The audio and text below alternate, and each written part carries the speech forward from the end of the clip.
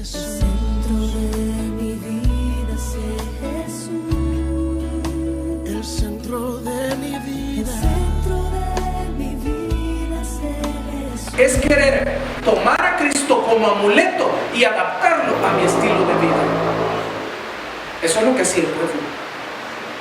Traía un Cristo del que les habían hablado, porque no había Biblia todavía, cuando el pueblo estaba en el tiempo de José, pero les habían hablado y él decía, vaya, pero para él fue esa historia, para José, pero para mí, de acuerdo a mi programación, de acuerdo a mi estilo de vida, yo tengo que traer a Jesús de esta forma.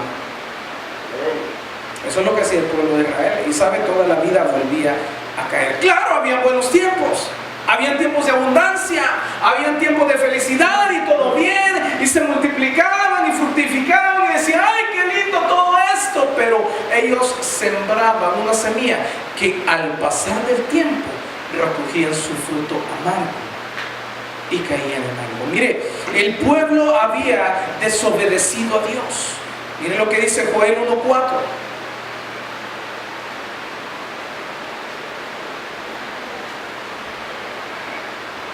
¿Tiene? Amén. Dice la Biblia, lo que quedó de la oruga, diga oruga, lo comió el saltón, diga. Lo que quedó del saltón lo comió el ¿qué? Y dice después, comió lo que el revoltón había quedado. Son 4 insectos de los que habla la Biblia. Yo ya le he hablado de este pasaje, pero voy a tratar de darle el sentido que el Señor me dijo que le diera en esta hora. ¿Por qué 4 insectos insignificantes acabaron con un pueblo que era de Dios? ¿Sabe qué? Porque la estrategia de Satanás es poco a poco. Llegaba uno a uno, llegaba una oruga, llegaban 2 orugas, llegaban 3, 4, 5, 6, poco a poco se iban comiendo algo del fruto. Eso quiere decir que la situación en la que estamos ahora fue poco a poco que Satanás fue perseverando hasta llevarnos a situaciones extremas. Porque Satanás sabe de qué está hecho usted. Satanás sabe quién mora en usted y sabe que no podrá hacerle frente ningún día de su vida, porque es bíblico y es una promesa eterna. Mas sabe que si trabaja poco a poco, lo va a llevar al punto no de destruirlo, pero hacerlo perder la fe y hacerlo alejarse de Dios. Y entonces ya lo tiene en sus manos, porque volvemos a ser lo más vil y menospreciado. Mire, ¿por qué Dios a veces permite que los insectos vayan a nuestra vida y comiencen a trabajar poco a poco? Oiga, le voy a decir un par de áreas, un par de cosas para que vayamos identificando el trabajo de las plagas o de los insectos. Dice la Biblia, habla del corazón del cristiano. Y sabe que uno de los principios fundamentales del cristiano es la oración. Pero al principio, cuando venimos al Señor, orábamos y hasta clamábamos y nos postrábamos y nos arrodillábamos. Y ahora lo que hacemos es, antes de dormir, a lo mejor sentaditos, o así, gracias Señor por este día. ¿Sabe qué? Poco a poco Satanás ha venido quitando la oración del pueblo. Por eso cuando dicen vamos a tener una campaña de oración o un día de ayuno y oración, 3 pelones. Vamos a tener una campaña de milagros, 1000.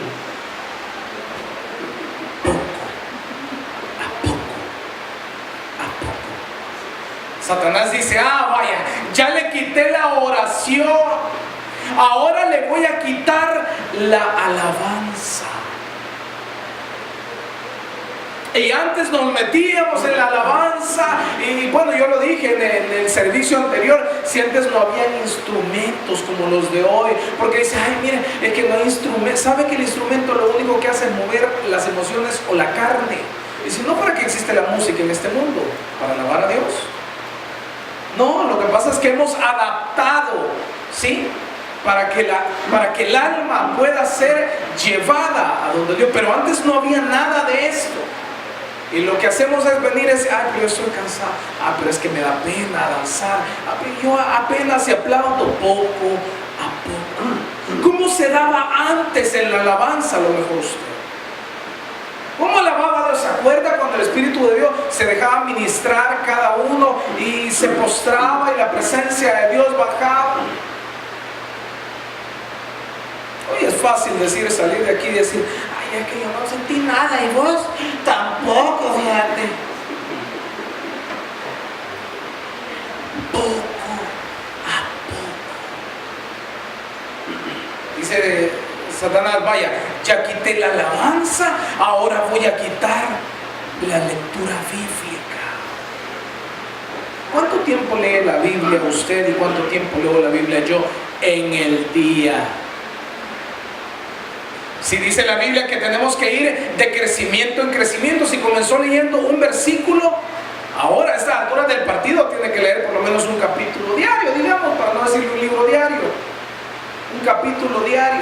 O sea que a estas alturas del partido ya leyó por lo menos 15 veces o 20 veces toda la Biblia, aunque no de pasta a pasta, pero sí segmentada, ¿verdad? Pero dice, ahora le voy a quitar la lectura bíblica. Ahora dice, le voy a quitar la unción.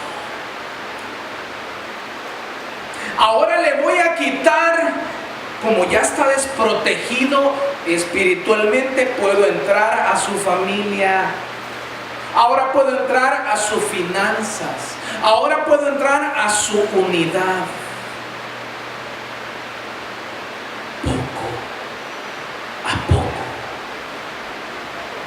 Entra la oruga, entra el saltón, entra el revoltón, y por último dice la langosta, ¿ha quedado algo ahí? Sí, ¿y qué ha quedado? Que todavía le dice, Señor, ayúdame. Hasta eso le voy a quitar, porque la langosta es la que se come todo, lo último que queda. Ahora posiblemente hemos perdido algunas cosas en el plano de lo que Dios está hablando, pero quizá esta palabra, si todavía vamos en el proceso de, a lo mejor, de la oruga, del saltón, del revoltón, el Señor puede parar el proceso. Y yo creo que ya es tiempo, pueblo de Dios, así como decimos en el buen salvadoreño, que le paremos el carro a la plaga. Es tiempo de parar el carro y decir, no más, si al final lo que eres es un insecto. Porque eso es lo que es Satanás. No lo vea grande, no lo vea enorme, porque si él fuera grande y enorme como aparenta, le hiciera frente a usted.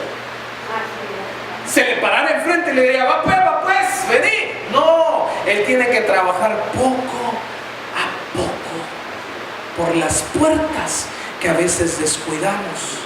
Y como él siempre anda como león rugiente, dice, oye, puerta, legión, ahora. Y dice, comamos, no se apresure, vamos a dañarlo poco a poco. Porque si le entramos de un solo, él puede clamar a su Dios y nos echa de aquí de 2 patadas.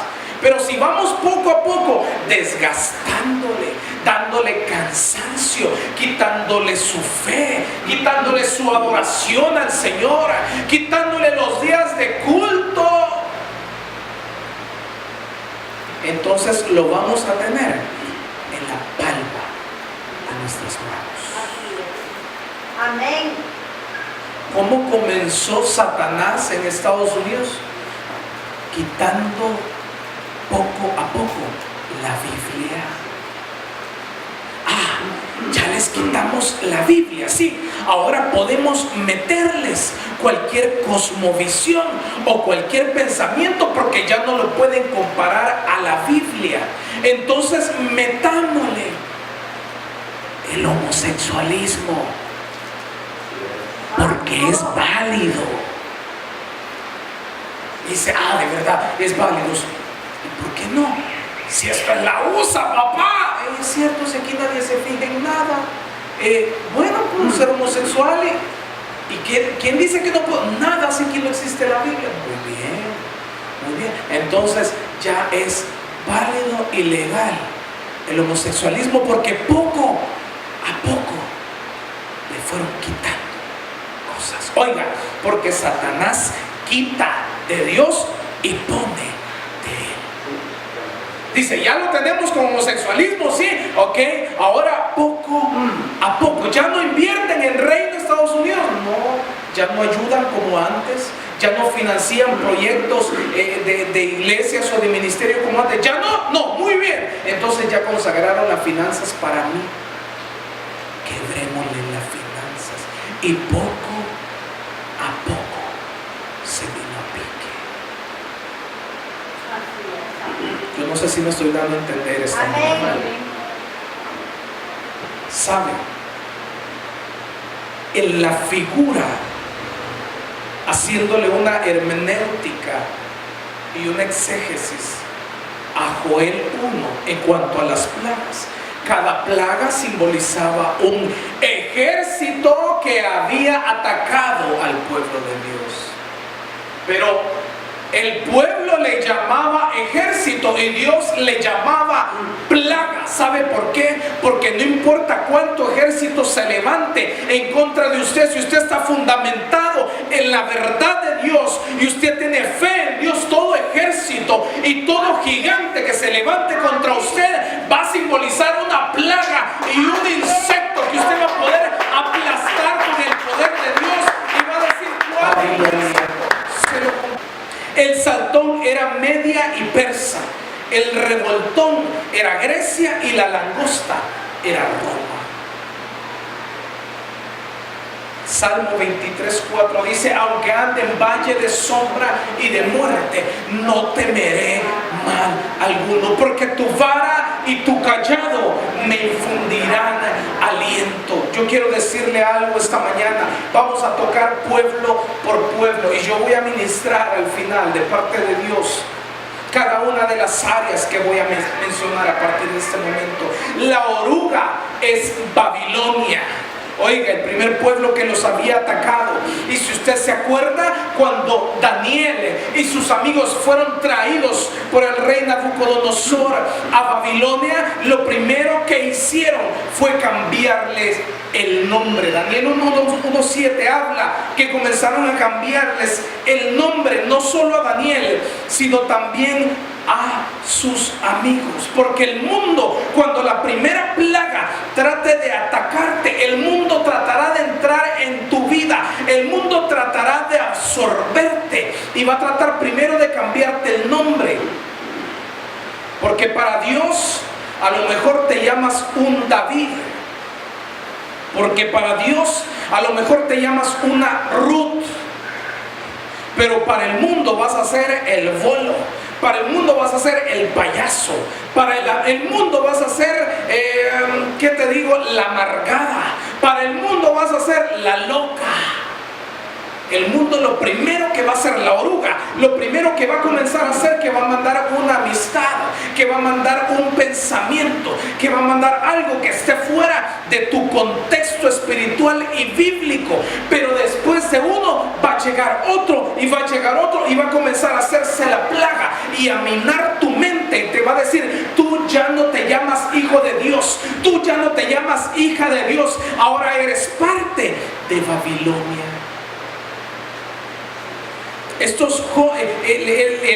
El espíritu que ataca es el espíritu de la juventud. ¿Sabe por qué? Porque no estoy hablando de la juventud de años, sino de todo aquello que quieras emprender en Cristo Jesús, de todo aquello nuevo que quiera surgir en ti. La oruga va a tratar de comerte tus sueños, tus anhelos, tus ideales, tus propósitos. ministerio, porque te va a contaminar con Babilonia de tal forma que no vas a poder pararte, alistarte o afirmarte en la obra de Dios, porque tienes un pie en Babilonia y lo otro todavía lo tienes en el servicio con Dios. La oruga va a llegar una a una queriéndose comer eso que Dios quiere levantar, y la oruga no va a permitir, porque cuando quieras crecer espiritualmente te va a hacer menguar en el mundo y te va a decir: si tú no perteneces ahí, si tú no eres de esos, tú perteneces a este ambiente, tú perteneces a estas amistades, tú perteneces a este carácter, esa es tu forma de ser. ¿Quién te dijo que eras un perdonador si toda la vida has guardado rencor en tu corazón? ¿Quién te dijo que ibas a reproducir un espíritu de amor si toda la vida has sido amargado o amargada? Tú no puedes dar amor. Y te recuerda y te dice: acordate que en tu niñez lo que te hicieron, acordate lo que te hizo tu mejor amigo, acordate lo que te hizo tu pareja. No puedes dar amor porque no recibiste amor de Babilonia. Amén. Pero Daniel y sus amigos traían un linaje de parte de Cristo, y en medio de Babilonia, capturados en Babilonia, dieron el fruto de acuerdo a su linaje y cambiaron esa generación y cambiaron esa ciudad.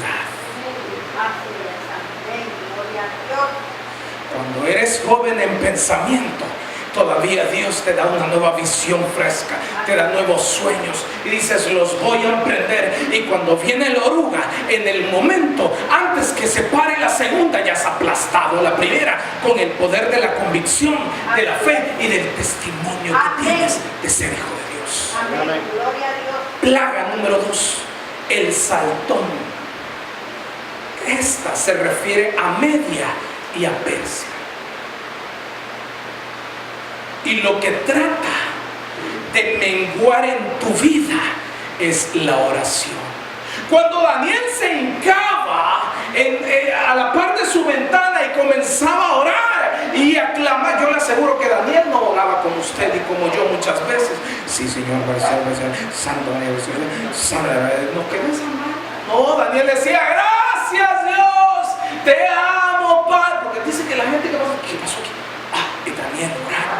O sea que se oía fuera de su casa. O sea que el clamor, o sea que la oración trascendía las puertas de su casa.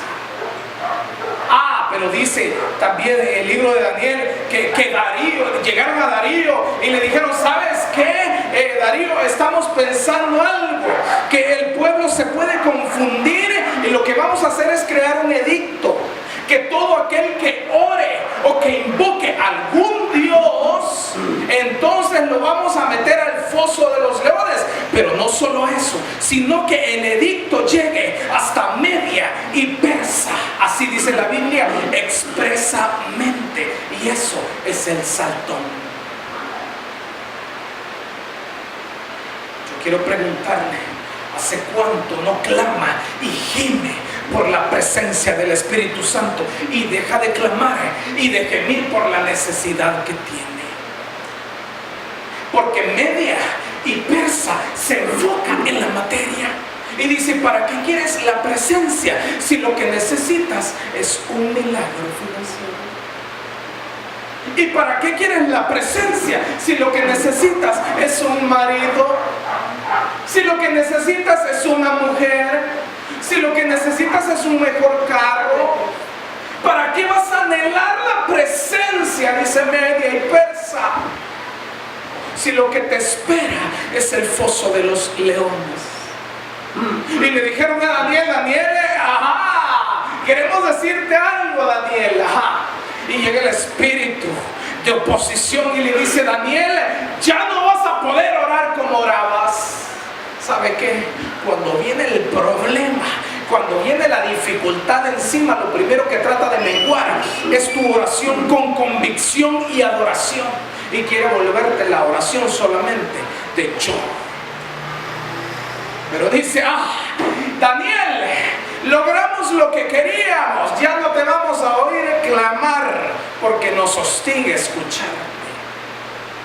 Y Daniel dijo: ¿y cuál es el edicto? Que todo aquel que ore va al foso de los leones. Voy a orar más fuerte, voy a clamar más fuerte, dijo. Voy a ver si es más fuerte el edicto, la crisis, la enfermedad o lo que se ha levantado, o es más fuerte mi Jehová de los ejércitos en el cual yo he confiado. ¿Y sabe qué hizo? Siguió orando y siguió clamando más de como lo hacía antes. Y usted conoce la historia. Lo llamaron y le dijo el rey Darío: bueno, yo sellé el edicto, Daniel, son ocheros y lo que querrás, pero yo lo sellé. Y le dijo Daniel: dale, haz lo que tengas que hacer. ¿Sabe por qué? Porque Daniel se humilló. Amén. Porque los tres jóvenes en la plaga anterior se humillaron y dijeron: ¿sabe qué, rey? Nosotros sabemos que Dios puede salvarnos, pero si Dios no nos salva, Dios sigue siendo mi Dios. Humillación, lo más vil, lo más menospreciado, lo más débil, reconocieron para ser embestidos de parte del Espíritu Santo. Entraron al horno de fuego y dijeron: hay una cuarta persona ahí, hay otra persona junto con los tres que no sabemos quién es, pero es semejante a un ángel, porque cuando honras a Dios, porque cuando aplastas a la plaga, porque cuando no para tu sueño, tu anhelo y tu ideal siendo tu prioridad Dios, la gente va a decir: yo no sé cómo ha prosperado, yo no sé cómo pudo haberse levantado de esa crisis, yo no sé cómo se levantó de la cama, yo no sé cómo hizo eso, pero alguien estaba con él. Y metieron a Daniel en el foso de los leones. Y usted sabe que Daniel agarraba a los leones y le decía: cuchi, cuchi, cuchi. Y los leones se ponían así como agarra su mascotita usted. No habían comido los leones tenían hambre. Y Daniel le rascaba las costillas, y antes también costilludo porque no habían comido. Y le rascaba las costillas y el león se daba la vuelta y decía: no puede ser, esto no puede ser cierto. Porque cuando oras, dice la Biblia que la oración del justo puede mucho. No dejes de orar, no dejes que poco a poco el enemigo vaya posicionándote de lo que Dios te ha dado. La siguiente plaga es el revoltón, y esto es Grecia. ¿Sabe por qué? Porque el revoltón hace que el pensamiento humano vuelva a revolcarse en su pasado o en su raciocinio natural. Entonces llegó el tiempo, en los años 40, si mal no recuerdo, donde Dios o Cristo fue sustituido por la filosofía humana. Y cuando usted llegaba con una Biblia y usted decía: Cristo ha resucitado, los filósofos decían: demuéstramelo. ¿Dónde está? Lo puedo ver, lo puedo tocar. ¿Dónde está tu Cristo? Llegó el tiempo donde los filósofos humanos confrontaban a los cristianos y les decían: ¿y quién te ha dicho que Dios te va a sanar? Si de acuerdo a la física, de acuerdo a la medicina, de acuerdo a la anatomía, tú tienes que morir en 30 días. Eso es lo que dice la filosofía. Pero ¿sabe qué? Llegó un día donde el apóstol Pablo llega en el libro de los Hechos, donde estaban todos los filósofos y los analistas, y el apóstol Pablo se para con una verdad y les dice: he conocido a un Cristo vivo, y al poner la palabra de Dios y a quebrar todo pensamiento humano, y toda muralla se derriba y la gente comienza a recibir a Cristo y a decir: yo quiero de ese Cristo. Porque hay un momento que has estado viviendo en tu propia filosofía, pensamientos o lógica, pero ¿quién se explica que Dios te levantó de una cama y te sanó cuando el médico había dicho: esta enfermedad es para muerte? ¿Quién se explica si cuando ya no tenías nada, Dios mandó una provisión sobrenatural en tu vida y dijo: largo camino te resta? ¿Quién te explica humanamente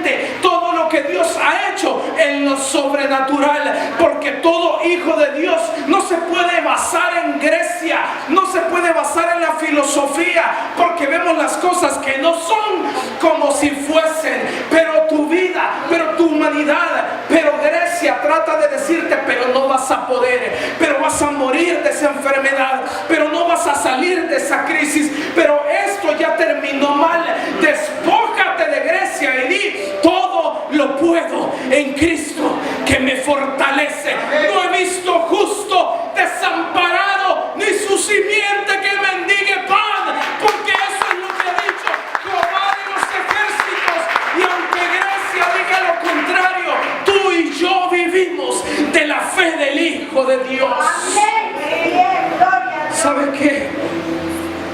El filósofo te va a decir que mal estás. El filósofo te va a decir, ya dentro de 3 meses tú mejor busca otra cosa que hacer. Pero tu Cristo te va a decir, sigue firme y sigue constante.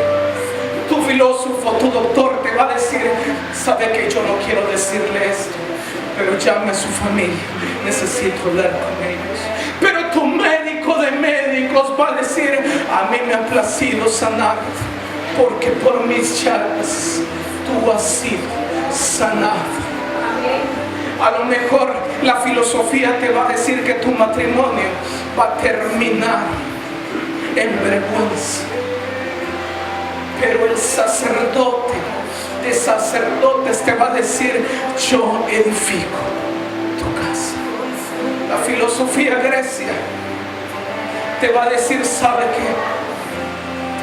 Yo no veo bien el panorama. ¿Sabe qué? Yo no veo que esto vaya a mejorar. Grecia te va a decir, este país es el peor de todos.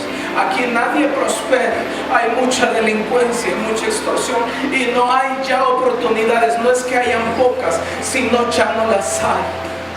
Pero tu Dios te va a decir en medio de una Grecia, siembra la semilla en el desierto, porque así como lo hice con Isaac, yo te voy a prosperar y te voy a multiplicar en medio del desierto. La última plaga, ya voy terminando, el tiempo se me acabó, es la langosta. Y esa plaga simboliza a Roma, porque es el insecto más grande. Y sabe usted que Roma, y para el que ya conoce el término Roma, oiga, Roma es la iglesia que trató de destruir a la iglesia cristiana, y trata hoy en día de destruir a la iglesia cristiana con movimientos ecuménicos y con estrategias diferentes a las que antes hacía, que era perseguir y matar a todo cristiano. A Roma no le asusta una iglesia de 4 paredes. A Roma no le asusta un ministerio. A Roma no le asusta un cristiano. ¿Sabe por qué? Porque hoy el movimiento ecuménico se abraza con el cristiano y sabe que le dice, Dios te bendiga.